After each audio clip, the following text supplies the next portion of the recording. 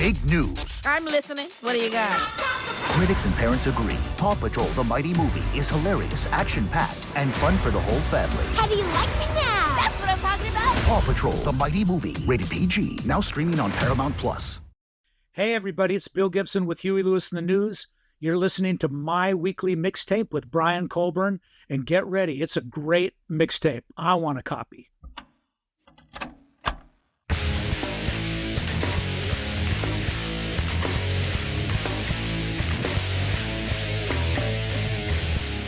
Welcome to My Weekly Mixtape, a podcast that takes the classic mixtape approach to building a modern playlist. I'm your host, Brian Colburn.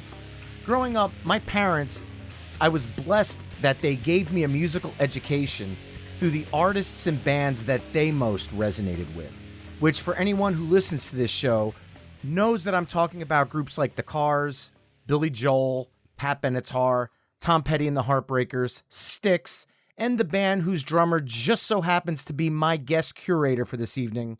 I am truly honored to welcome to the podcast Bill Gibson, drummer for Huey, Lewis, and the News. Bill, thank you so much for joining me on My Weekly Mixtape. Oh, you're welcome. My pleasure. I'd like to start by asking you the same question I ask all my guests. Bill, the word mixtape, does that have any meaning to you? Yeah, it reminds me of, the band, we used to make mixtapes back in the day, and both my daughters actually used to make mixtapes to take to school. You know, you put together a cassette with all your favorite tunes, and that's what a mixtape is to me. Well, tonight we are going to be making a mixtape of the greatest songs from Huey, Lewis, and the News. Now, to put that into perspective, in 2006, the band released a greatest hits album that has 21 tracks on it. So right there are more songs on the band's greatest hits compilation than we are going to be including tonight. How hard was it for you, Bill, to put together a list of tracks that you're looking to contribute to the discussion tonight? Pretty simple for me. Really? Oh, yeah. I think I know the ones that have to be on there. And then, like you say, there's certain personal favorites that should go on. So we'll hash it out. We'll see what goes on.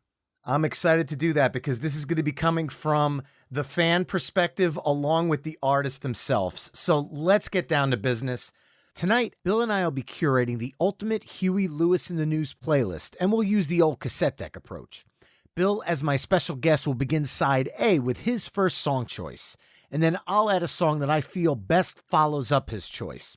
We'll then flip-flop choosing songs until we've mapped out 10 songs for side A. We'll then give our mixtape a proverbial flip, and we'll map out side B, only this time I'll kick things off with Bill choosing second. Our overall goal for the episode is to craft the best Huey, Lewis, and the News playlist possible through only 20 songs. At the end of the show, you could take our conversation to the next level by visiting the episode page at myweeklymixtape.com, where you can give our final curation a listen via the embedded playlist. And if you like what you're hearing on the show, please consider becoming a Patreon mixtaper at patreon.com/myweeklymixtape. And a few of the Patreon mixtapers chimed in with songs they feel should kick off the playlist, and I'd like to give a quick shout out to some of those. Patreon mixtaper Cactus Pete chimed in with Couple Days Off from Hard at Play, saying that album doesn't get the recognition it should, and I agree with that wholeheartedly. Patreon mixtaper Mally Hart chimed in with, while she doesn't know exactly what song she would start it off with, she would definitely end the mixtape with If This Is It. And Patreon mixtaper David Lee Smith chimed in with I Want a New Drug. Elsewhere on the socials, people who follow me at My Weekly Mixtape on Facebook, Instagram, Twitter, TikTok, and Spoutable also had a lot to say on this topic, with a lot of the listeners chiming in with songs like The Heart of Rock and Roll, Hip to Be Square, Working for a Living, Do You Believe in Love, Jacob's Ladder, and The Power of Love, with some nods coming in for awesome tracks like Some of My Lies Are True, Buzz, Buzz, Buzz, Trouble in Paradise, We're Not Here for a Long Time, and many, many others. Thanks to everyone who chimed in on this. So, Bill, with that, I'm officially pressing the record button on our mixtape, and the floor is yours. Why don't you dive into which song you chose to kick off side A? Oh, I didn't know I was going to have to choose number one on side A. Yeah, opening things up. Well, I think we're going to have to go with Heart of Rock and Roll. It was the first song on our biggest album. It's pretty much quintessential HLN. I can't think of a better one that really just says Huey Lewis and the News than that one. Could not agree more. 7 times platinum. This song, the heartbeat that opens it up. Was that a kick drum that you did in the studio, or was that actually a triggered sound effect at the opening of the song? No, that was a Lindrum kick drum that I played with my finger. Okay, awesome. There's just something about that opening that just grabs your attention and immediately pulls you into the song. When you guys were recording Sports, you were coming off of an album that did reach number 13 on the charts, which was Picture This, but that album was not platinum, it was gold. So did you have any idea the heights that Sports was about to reach? No, we didn't. We knew we had a great album, and we had actually held it back from the record company because they were going through some internal struggles, and we held the masters back. But when they got their business together, we gave them the masters, and we knew it was a good record. We knew we had a lot of, and at the time, bands really need to have singles, hit singles, in order to thrive in that environment at the time. So we knew we needed a hit. We had no idea we were going to get 5 hits off it, and we had no idea it was going to be as big as it was, but thank God it was. Amen to that. And following up the heart of rock and roll, I am a sucker for album opening tracks.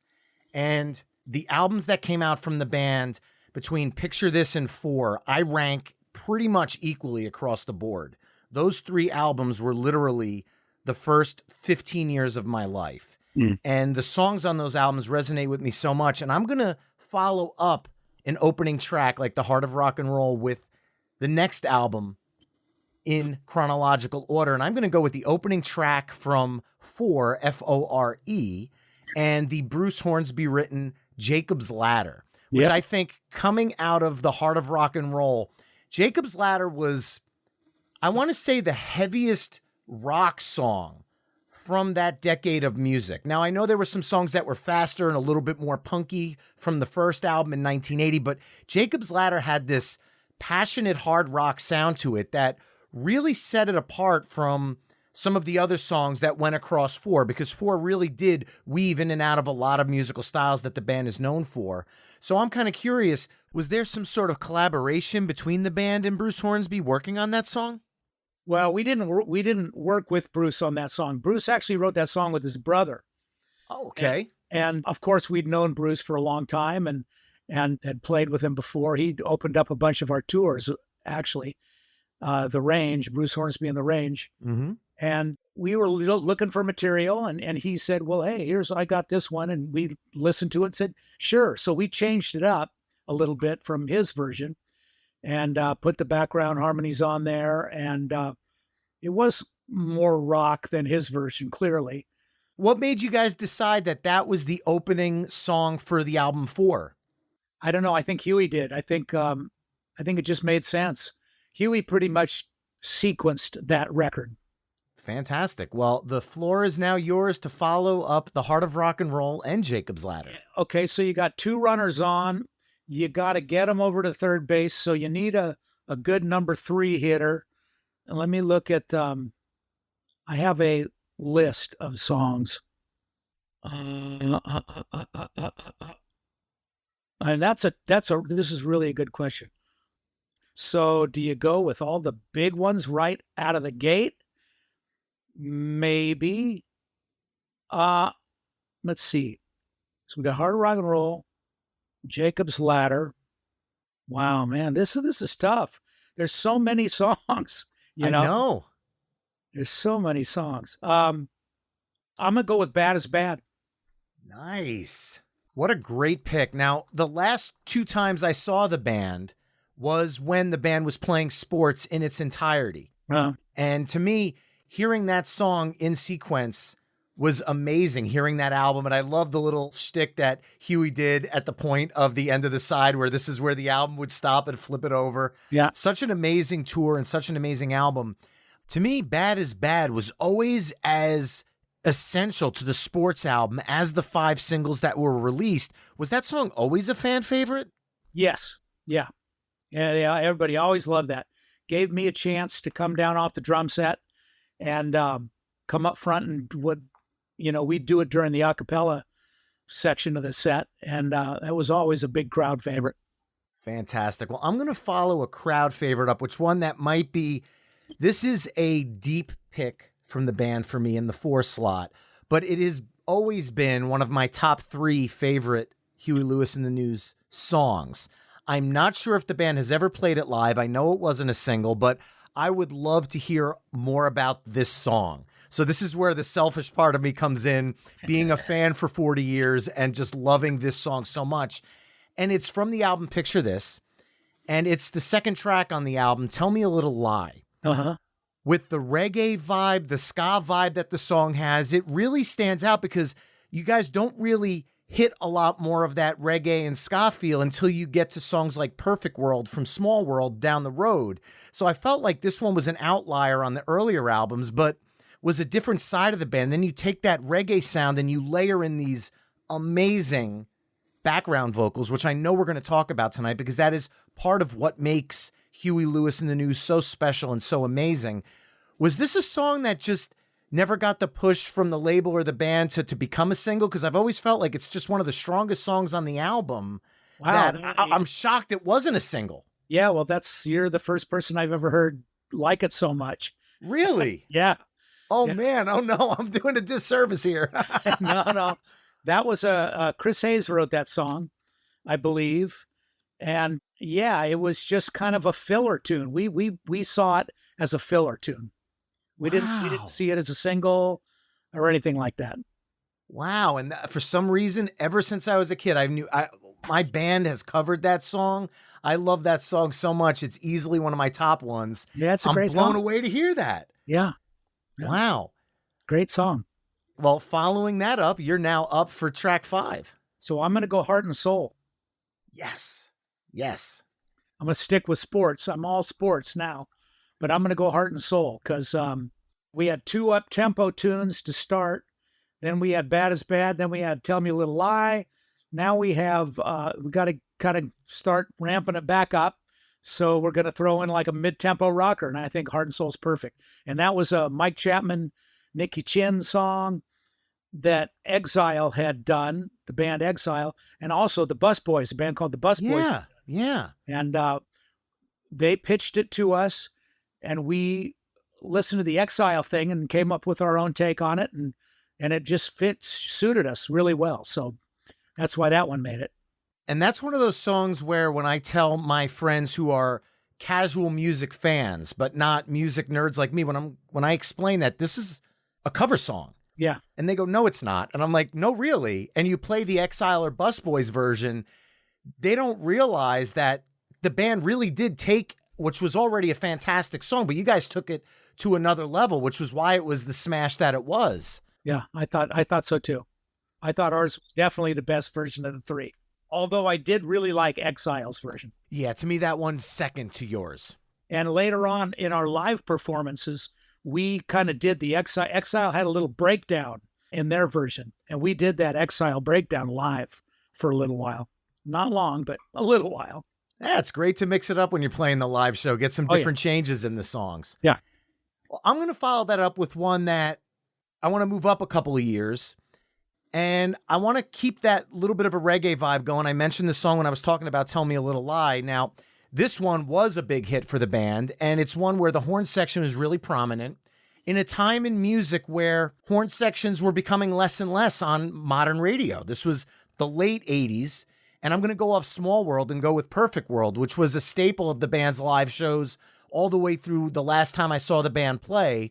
This song has always been to me an important part of the band's catalog because it's one of those songs where Huey Lewis and the News was big with sports and they had other hits. And every time the band put out new music, it always felt relevant, no matter what the scene changes were happening, what was on popular radio. There was always a way that the band found a way to fit in. And I feel like the way pop music was in the late 80s, this song just seamlessly fit into top 40 radio. And I'm curious, was that something that the band went into working on albums thinking about, or was it more, we're just going to write what we feel as a group and how it plays out, it plays out? Well, our good friend Alex Call wrote that song. Alex was a member of the band Clover here in Marin County that Sean and Huey were members of. And Alex wrote that song and pitched it to us, and we loved it. We just thought, man, that's great. When we worked it up at rehearsal, and it just totally came together. We got the Tower of Power horns to play horns on it. So bingo, it's going to sound big. And we all loved it. We just thought it was great. And we actually opened that Small World tour with Perfect World. An infectious, soaring chorus, amazing Tower of Power horn section, and a live staple throughout the decades. I feel like it needs to be discussed on this list. Yeah. And now, Bill, I am turning it over to you for our next pick. So I think I'm going to go, where are we at? We have 6 now? We're on track 7. Track 7. Well, I got to stick with sports and go with New Drug. Or does that come down more down the line? No, I'm going to hold off on New Drug. Okay. This is going to be a deep cut for me. It's going to be Small World Part 2. Nice. Sticking with the same album. The Stan Getz sax solo with Tower of Power. And it is just, I was there when Stan came in to do the track, and he came in and he listened to it. We sent him a copy to listen to at home. So we already knew what he was going to be playing over. And he came in and he did one pass, and then he did another pass, and that was it. And that, I think we took half of the first track or part of the first take and most of the second take, or vice versa. Can't remember exactly how that went, but I know we used most of one take and a small piece of the other take. And it was magic, man. I mean, it was just magic. And that's one of my favorite things we've ever done as a band. I was just going to say, to have a jazz legend of that level put his stamp on one of the band's songs, where jazz music and rock music really didn't fuse together a lot in pop music. I think of this, and I also think of when Itzhak Perlman played violin on Billy Joel's The Downeaster Alexa. It didn't happen often, but when it did, it made for big musical moments. And to me, this is definitely one of those. Oh yeah, that's I think, in my opinion, or for me and my career, that was a definite milestone of my career and a high point. Awesome. Well, I'm going to take your cue because you were thinking about sticking with sports, and I'm going to dive off of sports for one of my favorite songs from the band, and also something that we haven't talked about yet, the band's music videos, because that is where I am the product, I guess, of an MTV generation. I grew up watching these videos, and this is how I spent a lot of my childhood, just sitting glued to MTV all day, back when MTV did play nothing but music videos. And I'm going to go with If This Is It. Yeah. I have to ask, that video, what was it like being buried in the sand and recording that? Because that is an iconic 80s video moment. Yeah. Well, it was sweltering. And the makeup people, I just remember being in there for maybe an hour and a half or so. And the makeup people had to keep coming by and wiping the sweat off our faces because it was sweltering. That was filmed on the Santa Cruz beach. And yeah, it was a hot day, and we were pretty miserable. Well, you didn't show it in the music video, if that helps. No, music videos were always a chore to do. It was a lot of hurry up and wait, and it was some of them were fun, some of them were not fun. That was kind of a fun one, but it was hard work, but we enjoyed it. We were having fun. And the vibe from that song, growing up with my parents, who my dad also, along with the rock music I listened to, he used to rebuild cars when I was growing up. So we would go to a lot of 50s car shows, and I would listen to a lot of doo-wop music and a lot of the 50s and 60s golden oldies, if you want to call them that. And I always felt like the chorus to this song was almost an homage to that doo-wop sound with a modern twist. Is that a wrong way to interpret what you guys were going for on that song? No, I think that's pretty accurate. Johnny Cola wrote the song, and actually Johnny's influence for that song was Sly and the Family Stone. Oh, wow. Hot Fun in the Summertime. Okay. And it was a summertime song. He had played with Sly Stone, Johnny. And so his influence was Hot fun in the summertime. You know, the 12/8. Yeah. And he wrote it, and he actually wrote it as Who Rocked, Who Rolled, which I never understood. But that was his chorus. Who rocked, who rolled. So he changed it to what did we end up with? I can't remember. Ooh wop, ooh whoa, ooh wop, ooh whoa. So it really was kind of a doo-wop. And Johnny loves doo-wop, as is evident in all his other vocal arrangements. So yeah. But the real inspiration was Sly Stone on that song. Wow, that's awesome. I didn't know that. Yeah. See, this is the reason I do this show, is to find out little tidbits like that. Sure. So now I'm tossing the mic back to you for track 9 here. Last song for you on side A. Okay. I'm going to go with a very little known track that's on our new album, Weather. It's called One of the Boys. And it was written by Johnny and James Hara and Huey they wrote it for Willie Nelson and pitched it to Willie Nelson. And we never heard back from it. And when we were getting ready to put that album together, I thought, so nobody's ever done One of the Boys, huh? No, nobody's ever done that. I said, we need to do that. That is perfect for our band. It's the right lyric for Huey. It was perfect for our band. And actually, I was the one who got it so that we put it on the album. And I mean, now looking back on the career and that we can't tour anymore, it's very prescient.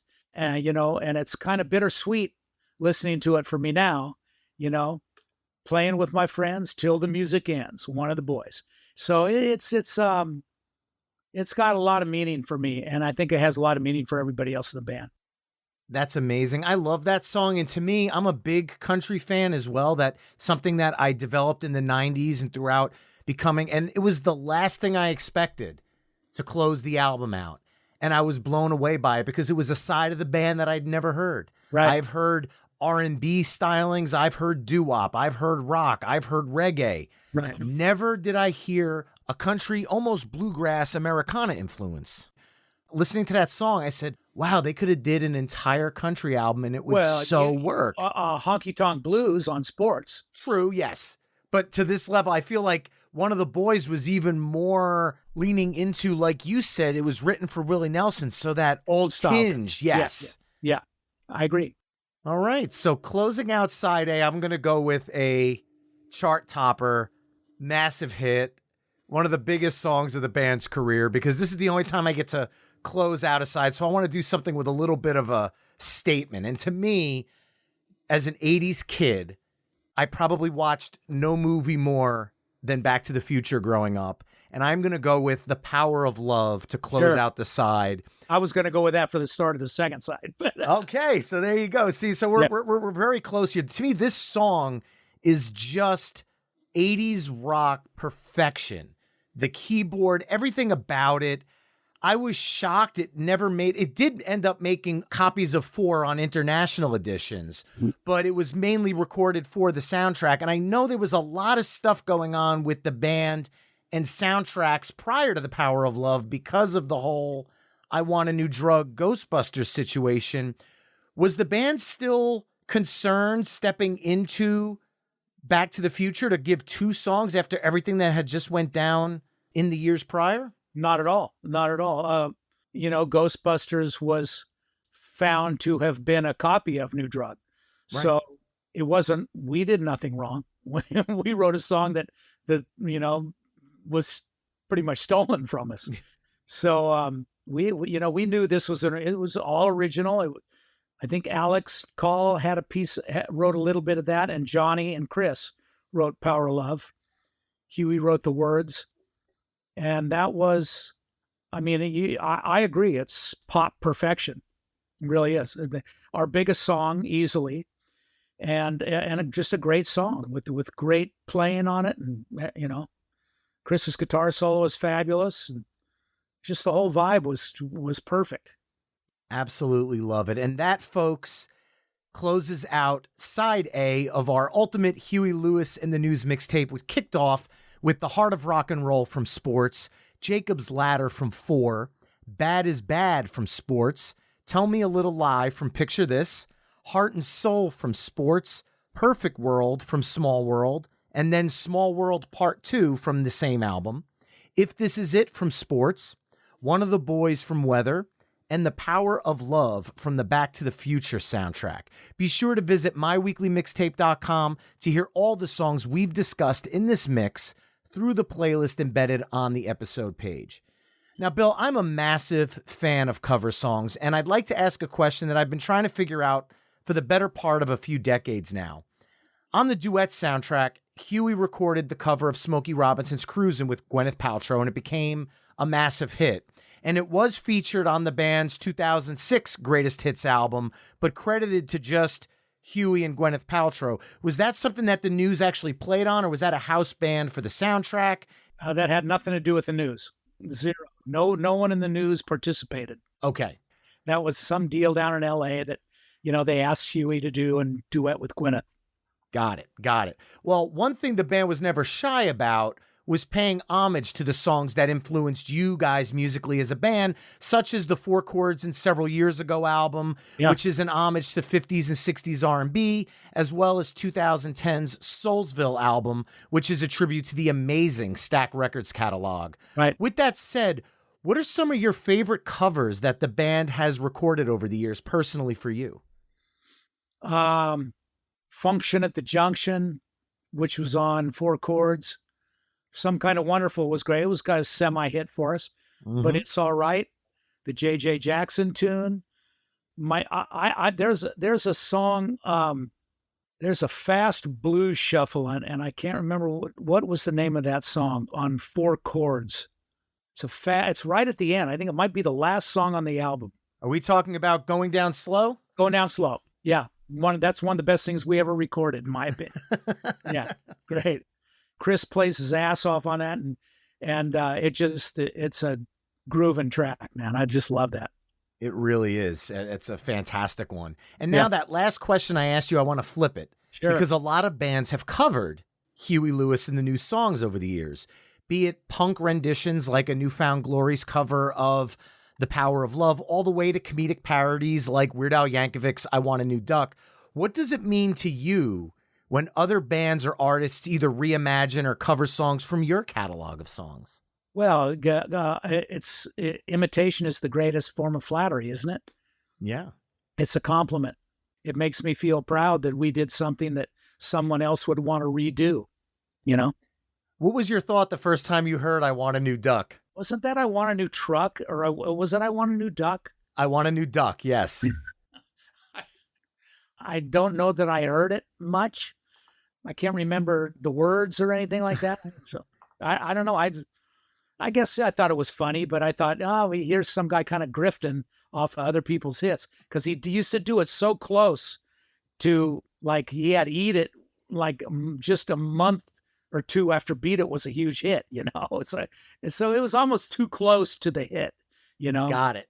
But, funny, certainly funny. Especially for a kid at the time who was 7, 8 years old, Yeah. and my parents were huge Huey Lewis and the News fans. Hearing that, I was like, hey, Dad, you got to check this out. Yeah, well, he's a very creative guy, Weird Al.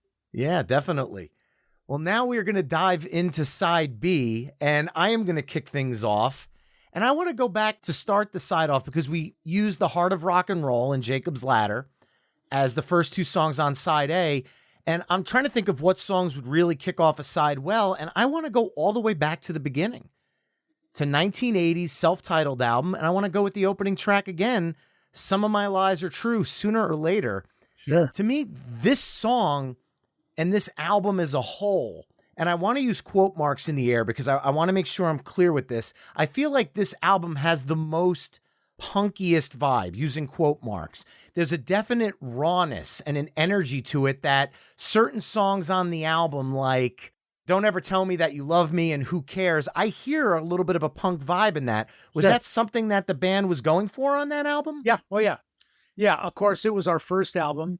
We were excited as hell to be in a studio, and we played everything way too fast. We didn't use any click tracks or metronomes or anything like that. We just launched into it and played it. And being a bunch of youngsters at the time, we just played everything way too fast. We might re-release that album, by the way. I would love to hear it re-released. we might remix it and re-release it and do some things to it. So remix it. Well, now I have to dive in. I have to dig a little bit here. I wouldn't be doing my due diligence. Remix the album. Yeah, Johnny and I have been talking about remixing it. So that may or may not happen. It'd be fun to do that. But yeah, everything was so fast. And, I had just come off, when I joined the band, I'd been playing with the guys in a Monday Night Live band, which was a local Monday Night Live get together where we jammed and backed up people like, Van Morrison, Boz Scaggs, Ricky Lee Jones, Tommy Johnston from the Doobies. We'd back up all these local stars who would come in. And we kind of, through that, we started writing our own songs and demoing them up. And that's really how Huey Lewis and the News started to go. So we started writing those songs, and we recorded them. And I was playing with Jack Cassidy, the Jefferson Airplane's bass player, in a band called SVT, which was a true punk band. And, we were punk all the way. And so there was a little bit of that flair coming into putting the News together. So that was there. That element was there. And I think it was just a matter of being really excited to be in a studio and just playing everything too damn fast. Well, it definitely worked because there's a certain there's energy to that album that I think that if you played the songs a little slower, you might have lost that, because there was this angst and this energy that is just different than the rest of the albums in the catalog. Yes, I agree.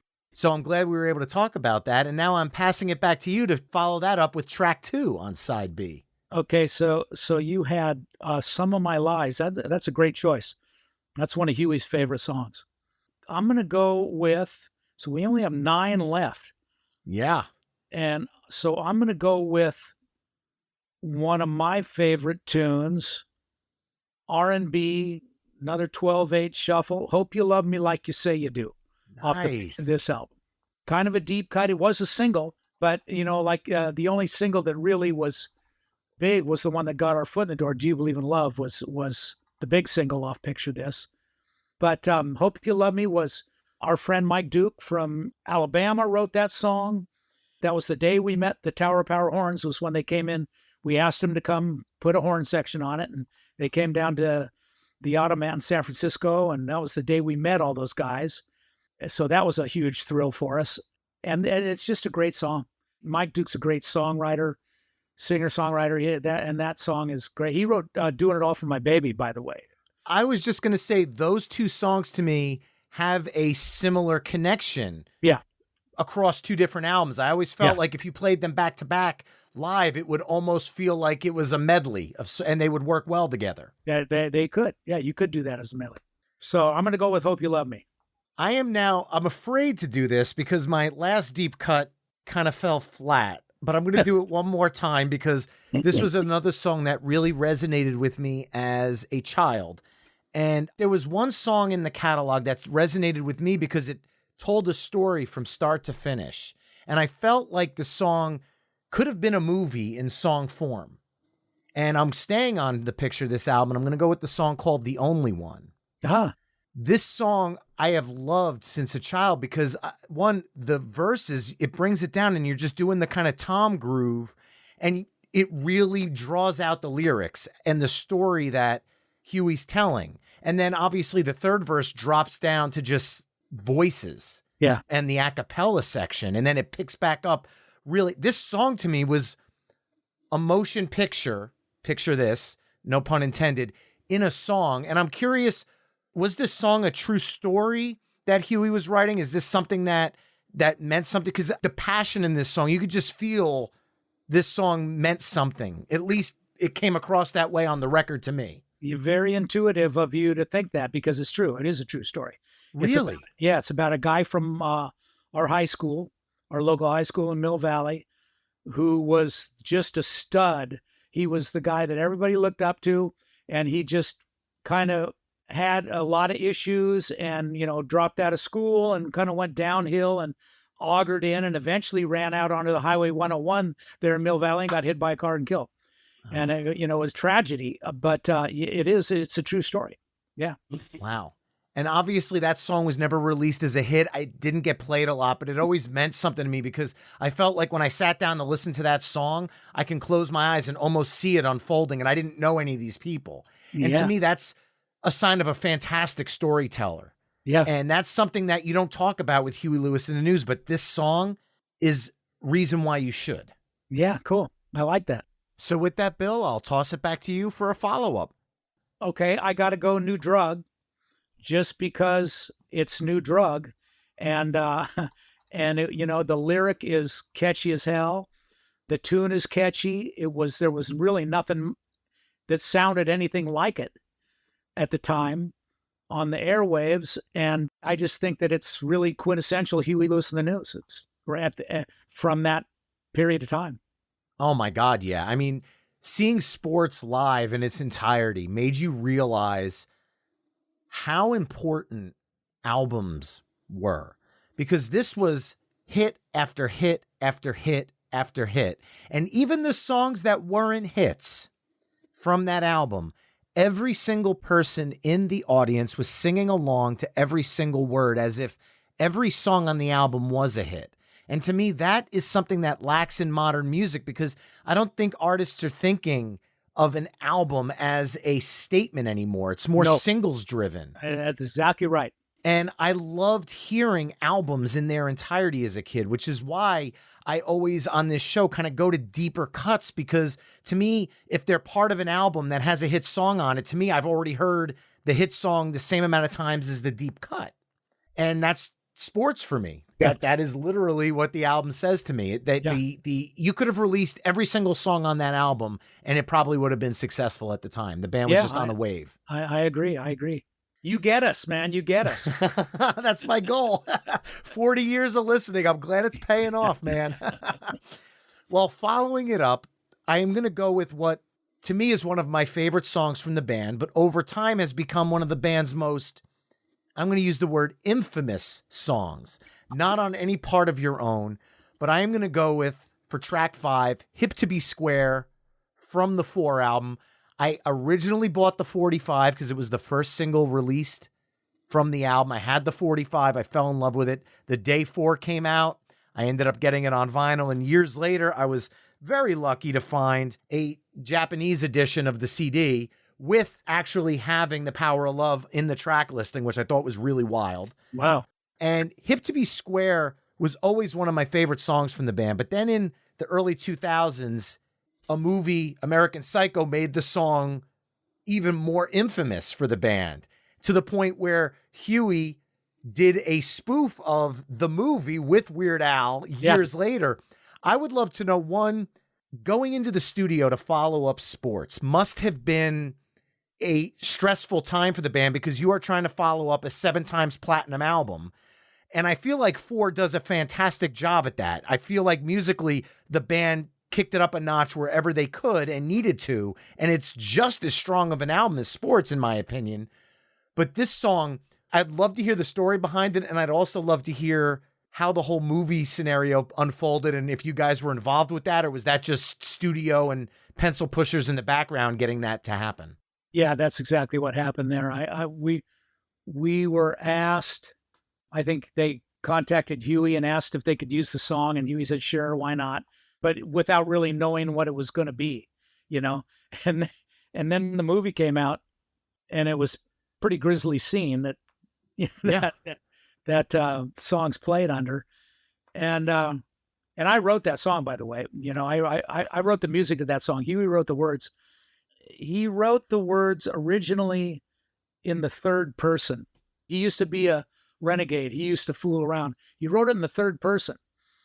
It made a lot of sense to us. Then right at the last minute when we recorded it, he changed it to the first person.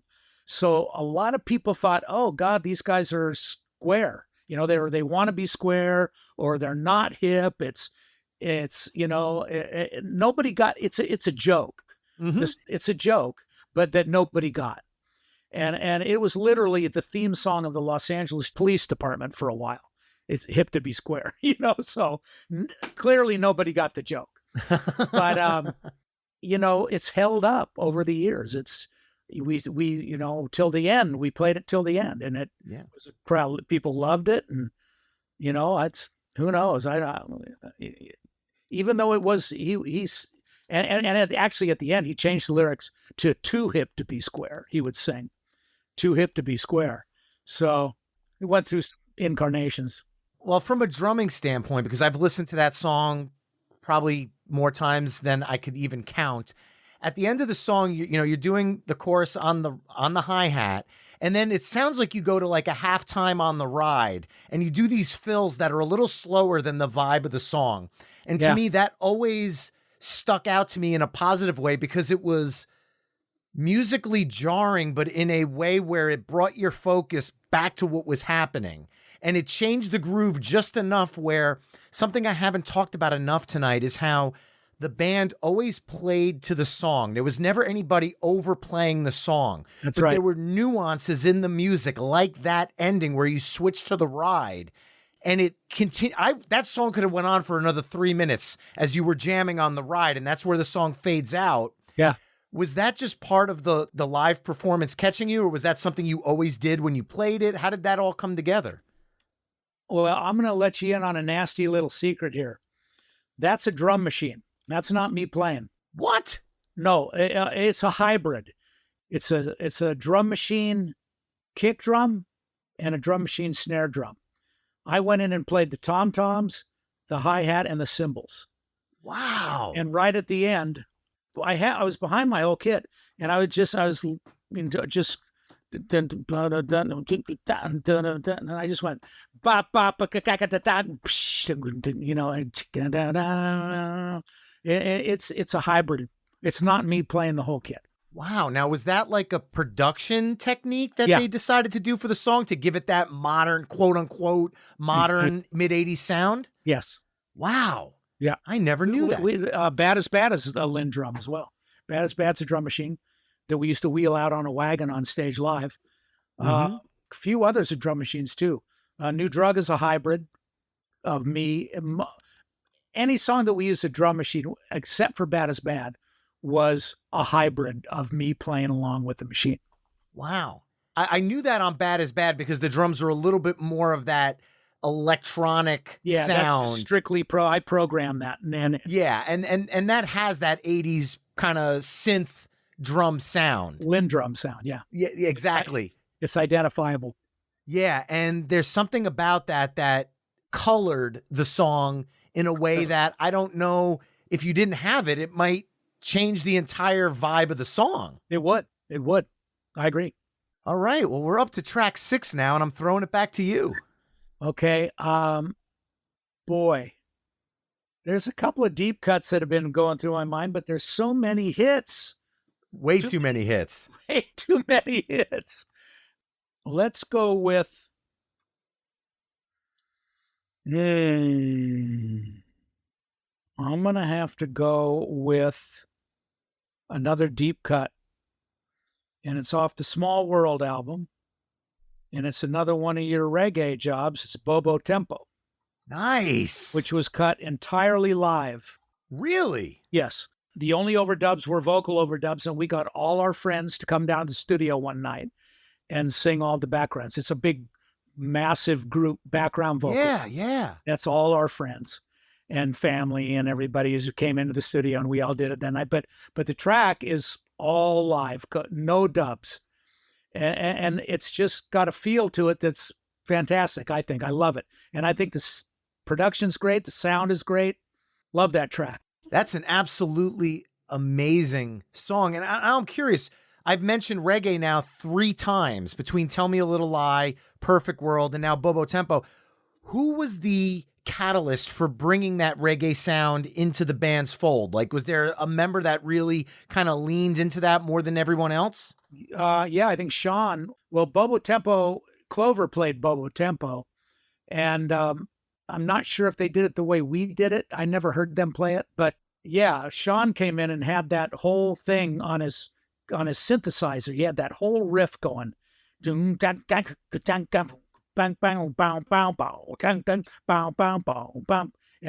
so we riffed on that for a while and really had fun playing it, and decided, hey, let's just do it live and put it on as a filler track, And it just came out great.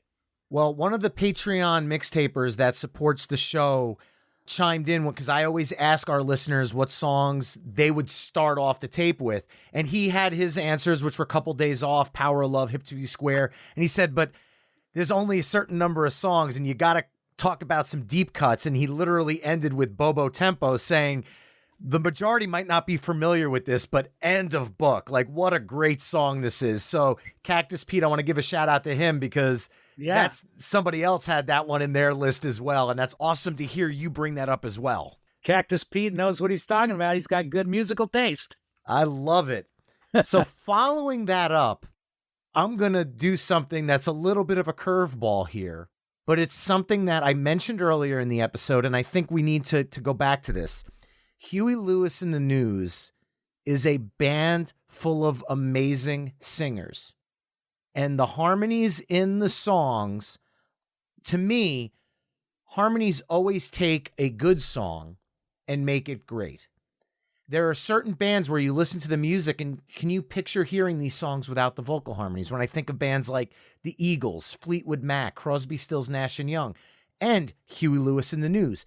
Now, you guys got to the point where you were able to just say, screw our instruments. Let's take a song that everybody knows by Curtis Mayfield as a funky R&B song, and let's strip it down and sing it a cappella. And it became a hit on radio and in live shows. And I am going to follow it up with your cover of It's All Right from the People Get Ready, a tribute to Curtis Mayfield album. To me, this song was a gutsy cover because you are taking the music out of a song that is ingrained in people's musical DNA, and you're changing it completely, flipping it on its ear and turning it into an a cappella song. And it's so good. What was the thought process behind that? Because I really feel like if there were ever to have been a video for this song, you guys should have been standing underneath the street light on a Friday night, all in a semicircle with people walking by, like almost like, just it has that vibe to it. But all the different, like between the bass all the way up to the tenor, it's so perfectly done. I'd love to hear the story behind this cover. Well, we started doing a cappella to warm up before shows. And then we would have parties back at our hotel after the gigs, get a bunch of people, and we'd end up in the bathroom singing all these old R&B tunes, and we did Chain Gang and Amen. And that's really how we came upon the a cappella deal. And Johnny started doing arrangements of different songs. And we decided, well, what the hell? We'll put a couple in our set and see what happens. And everybody loved it. So that it just became a staple of our live shows. And Johnny came up with the arrangement of that. And we did it, and we loved it because it's a great song, So, I mean, that's just, we love doing it, and that's the way we warmed up. Well, we've got 3 songs left, 2 of which are coming from you and 1 from me. So track 8, what do you got? Track 8, I think I'm going to go with, well, I know I'm going for my last track, if you don't go with it first. I'm going to go with, boy, it might be another deep cut. No, I'm going to go with Couple Days Off. Nice. I'm going to go with Couple Days Off from Hard to Play.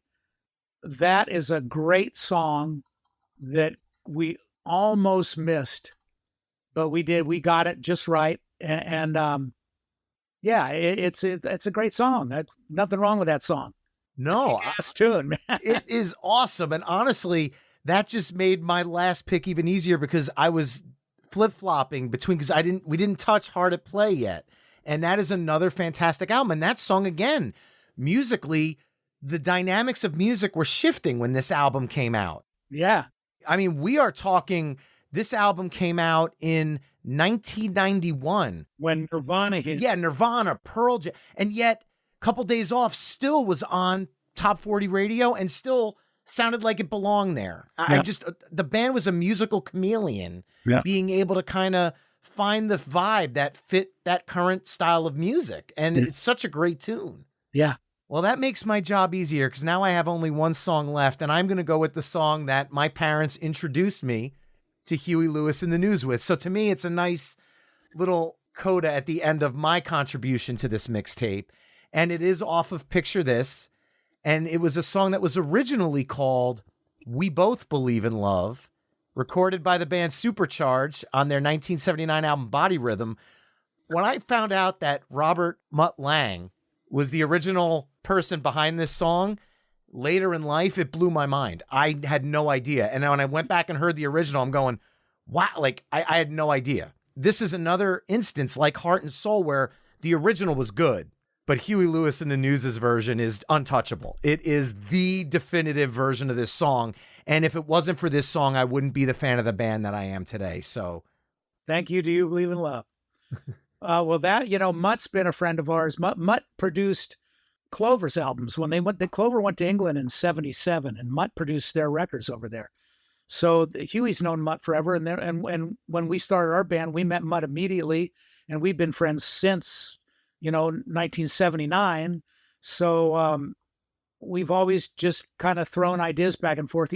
He actually wrote, what was the other one we did off of Heart at Play? Are you talking about Hit Me Like a Hammer? Hit Me Like a Hammer. Mutt wrote that song, yeah. And Mutt's a great guy. We love him. And thank God for Do You Believe in Love? That got our foot in the door with that one song, man. And I'll never forget where I was when I heard it for the first time. Driving down through San Anselmo, California, my little beat up VW Bug came on the radio, and I had to pull over, and I listened to it, and I went, "That's us. We're on the radio." Oh man, it was a big deal. And that is the kind of song, like I mentioned earlier, if you take the harmonies out of that song, it's still a good song, but the harmonies make that version just amazing. Like it's got that doo-wop call and response, but it's still heavy. It's funky. It's everything I love about this band. It's kind of all of and without this hit, does the band go on to sports? Like, to me, this is the catalyst. Probably not. I mean, we had one more shot after we had a 3-album deal with Chrysalis. And after Picture This, we had one more shot, and it was with Sports. And who knows if Sports would have been received the same way it had if we hadn't had a big hit off Picture This. Yeah. Now, later in the years, the band reimagined the song for their live shows. Can you talk about the kind of the mindset behind that? Yeah, we got tired of the bum, bum, bum, bum, bum, bum, the Foreigner kind of deal, Yes. And we were more into an R&B vibe at the time, so we thought, let's just slow it down a little bit, and don't bump, bump, bump, bump, bump, bump, bump, which made sense. It's, I don't know if it's any better or any worse, but it worked. I think probably the original's a little better, but there you go. Now, did the band ever record that in a version of that in the studio, or was that only for live? Live, not in the studio. Okay. Well, Bill, we're 19 songs in. You got to kick things off at the beginning of the night, and you get the honor of closing us out for the night. So what song are we going to end with? It's a no-brainer, and it's the song that we closed every show with for the last 35 years, Working for a Living. Gotta have that one. If you're making a Huey Lewis list, you gotta have Working for a Living. Even the Foo Fighters like it. Everybody loves that song. My Bad covers that one as well. We have so much fun with it. That is, again, that still has a little bit of the punk flair from the first album, but it's more honed in to fit the Huey Lewis sound. Well, actually, that was more in the Dave Edmunds, Nick Lowe rock pile vein. That's rock pile. That's Terry Williams on drums, and Nick and Dave, who are friends of ours as well. But it's fast. It's up tempo, boy. On that album, it's really fast. And this is something we didn't talk about at all tonight, which I almost feel like, and I apologize to Huey for doing any disservice. His harmonica playing is amazing, and we haven't talked about it enough tonight because that's yet another layer where you guys have all of these talented musicians in the band, but being able to find a way to work between the harmonica solo, the guitar solo, the horn sections, depending on the song, and have it all flow so naturally shows that there's a musical conversation happening amongst the members of the band that cannot be defined outside of the core of the group, because you guys, again, it always fit the song. When Huey came in with the harmonica, it fit. And when there was a sax solo, it fit. Or when there was guitar solos, it just all worked. And this was one where there was multiple solos in it, and it just really closed out every one of the band shows with that musical camaraderie and with that energy. And at the end of the day, this is pretty much, to me at least, a biographical song about the band, because for the better part of 4 decades, this is what you've done.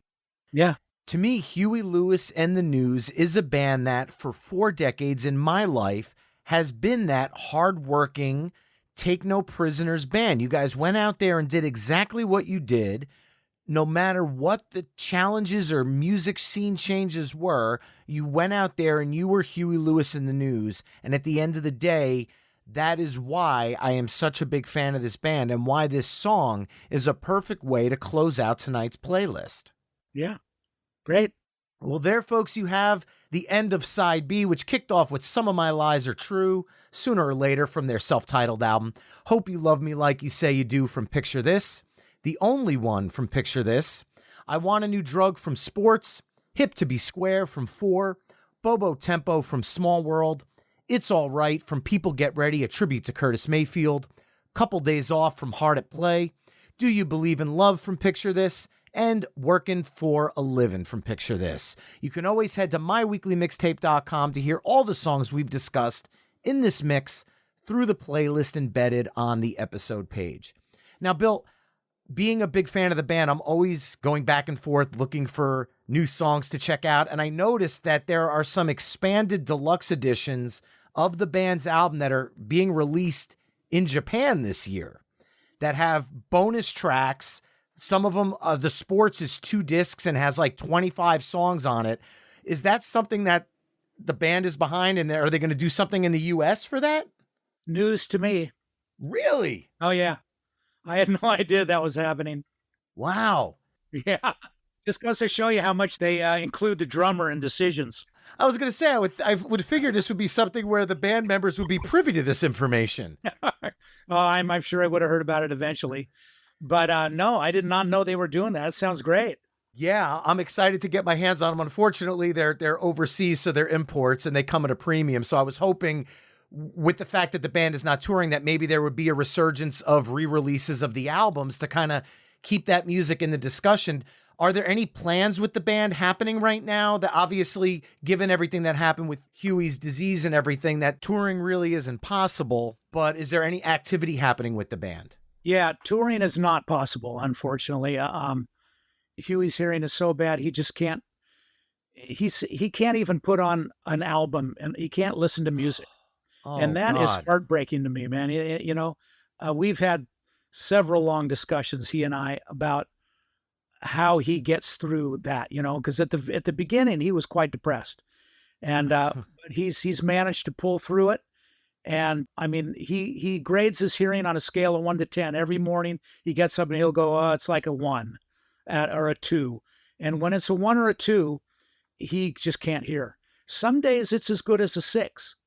So there's a possibility that we have not really looked into yet, but I think there's a possibility that on one of his good days, if we were to write some new music and the stars aligned and everything was perfect, he could possibly sing to a new track, which leaves open the possibility of more recording, which would be great. As far as shows go, we can't book shows because there's no telling what's going to, and when he wakes up and his hearing's a 2, he says any music sounds like a jet engine to him. Oh, It's just, distortion. Complete distortion. And so he can't hear pitch, and he just can't sing. So we're hoping that maybe Johnny and I are going to look into maybe, doing some writing and recording some new music, and maybe on a one-off good day he has, we can grab him and see if he can sing it, So that's a possibility. Like I said, we're looking at remixing the first album, and we also have 3 live shows that we're looking to remix and possibly release. So, there's things in the works. We got irons in the fire. I was going to say, any new music from Huey Lewis in the News to me is a good day, because as a decades-long fan of the band, this is the music of my youth and the music of my life. So it has been an absolute honor to talk with you about these songs tonight. Bill Gibson, thank you so much for joining me on My Weekly Mixtape. Oh, well, thanks so much for having me. Remember, mixtapers, you can find My Weekly Mixtape on Facebook, Twitter, Instagram, TikTok, and Spoutable at My Weekly Mixtape. You can also head to myweeklymixtape.com to check out the full catalog of My Weekly Mixtape episodes. If you want to support the show, please consider becoming a Patreon mixtaper at patreon.com/My Weekly Mixtape. That's all for this week. Thanks again for listening. Until next time, enjoy the tunes.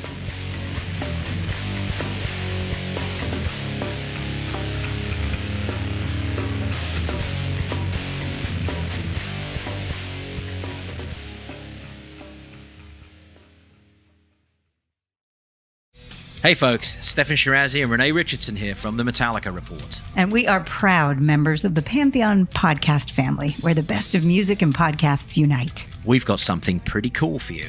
We're giving away an exclusive Metallica merch package worth over $250. That's a whole lot of Scary Guys, Skulls, M72, and other sought-after Metallica swag. And we've made it easy for you to win. Follow and share the Metallica Report, and you're in the game. Go to pantheonpodcast.com/Metallica, enter your email, and hit that button to be entered to win.